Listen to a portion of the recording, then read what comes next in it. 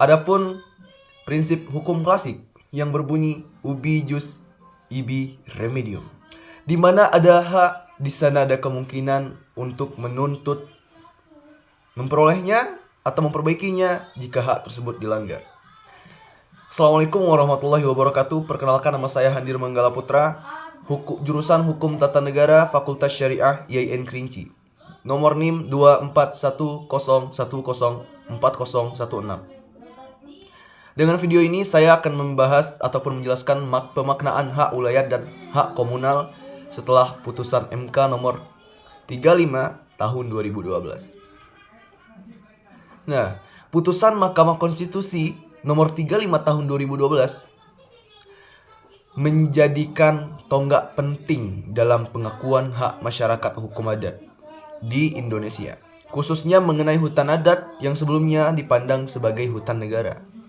Nah, putusan ini menegaskan bahwa hutan adat adalah bagian dari wilayah masyarakat adat sehingga bukan lagi menjadi hutan negara, dan memberikan hak penuh kepada masyarakat adat untuk mengelola wilayah adat mereka berdasarkan hak ulayat dan hak komunal.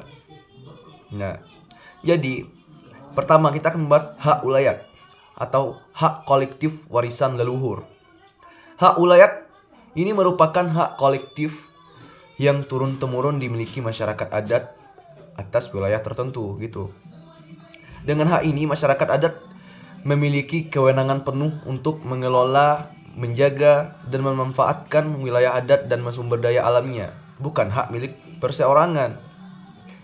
Hak ulayat menjadi bentuk pengakuan kedaulatan masyarakat adat dan wilayahnya dinyatakan tidak ada lagi secara hukum. Nah, negara bertugas sebagai pelindung dan bukan penguasa utama wilayah adat tersebut. Seperti itu ya, teman-teman. Kemudian kita bahas tentang hak komunal atau kepemilikan bersama tanpa komersialisasi. Hak komunal adalah hak milik bersama atas tanah dan sumber daya alam dalam wilayah adat yang menjalankan secara kolektif oleh masyarakat adat. Hak ini mengatur bahwa hasil hutan adat harus dimanfaatkan untuk kepentingan komunitas, bukan untuk keuntungan pribadi atau pihak luar tanpa persetujuan komunitas adat. Pengelolaan ini menegaskan sifat kolektif, logik, sebuah sistem sosial yang harmonis dan saling menjaga kelestarian sumber daya adat. Kemudian ada implementasi dan data konkret pasca putusan MK nomor 35 tahun 2012 secara formal. Jadi seperti ini. Sampai Juli 2025, pemerintah baru mengakui sekitar 400.000 hektar hutan adat yang tersebar di 160 unit wilayah hutan adat dengan lebih dari 83.000 kepala keluarga adat sebagai pengelola langsung. Jumlah ini baru sekitar 1,8% dari potensi wilayah adat yang diperkirakan seperti atau sekitar 17,5 juta hektar. Data ini menimbulkan pertanyaan besar terkait komitmen pemerintah dalam pengakuan yang nyata dan perlindungan seluruh wilayah adat di Indonesia. Lebih jauh, setelah putusan ini, masyarakat adat masih mengalami berbagai pelanggaran hak, seperti kasus perampasan wilayah sebesar 11,78 hektar, tindakan pengusiran, hingga kriminalisasi terhadap warga adat yang mempertahankan wilayahnya. Contohnya di Bengkulu dan Kalimantan Selatan. Kemudian pemerintah juga kerap menolak pengakuan dan pengelolaan hutan adat di daerah otonomi khusus yang menambah kompleksitas perlindungan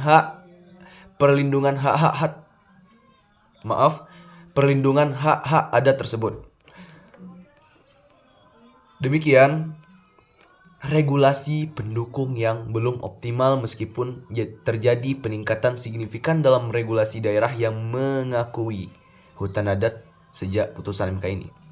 Total wilayah adat yang diakui secara hukum masih sangat terbatas dengan hanya 212,741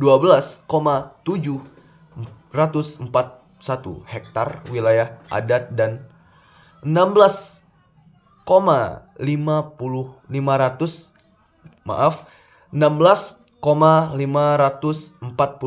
hektar hutan adat yang mendapatkan pengakuan lewat Perda hingga 2016.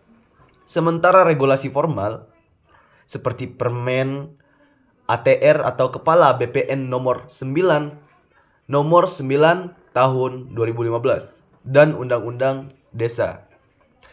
Meski udah mengakomodir hak-hak masyarakat adat, belum sepenuhnya menyelesaikan ketidakpastian hukum, terutama bagi masyarakat adat non-desa adat. Nah, seperti itu. Jadi, dari keseluruhan di atas yang saya sampaikan, putusan MK nomor 25, astagfirullahaladzim, mohon maaf ya, saya agak sedikit ngeblank ya karena baru bangun tidur, seperti itu ya. Jadi, dari kesimpulan yang di atas, maka putusan MK nomor 35 tahun 2012 sebagai awal perjuangan, putusan MK nomor 35 tahun 2012 adalah pengakuan hukum yang sangat krusial bagi hak ulayat dan hak komunal masyarakat hukum adat. Menandai pengalihan penguasaan hutan adat dari negara ke masyarakat adat. Namun, realisasi putusan ini di lapangan masih jauh dari sempurna.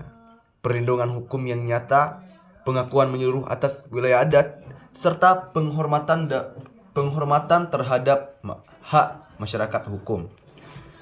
Hak masyarakat hukum adat menjadi tugas bersama yang belum usai.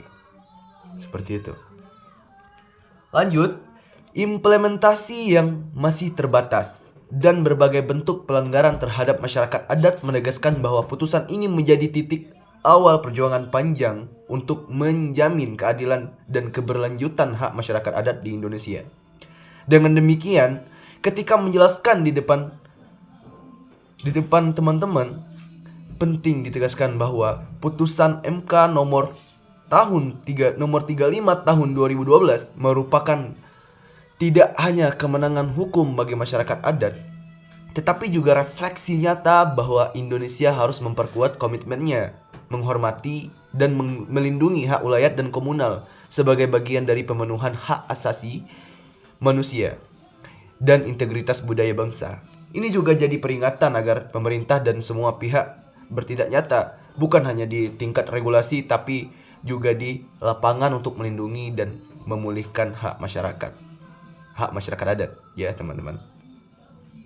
Nah, jadi itulah jadi penjelasan tentang hak ulayat dan hak komunal. Sekian dari saya pamit undur diri. Wallahul muwaffiq ila aqwamit thoriq. Wassalamualaikum warahmatullahi wabarakatuh.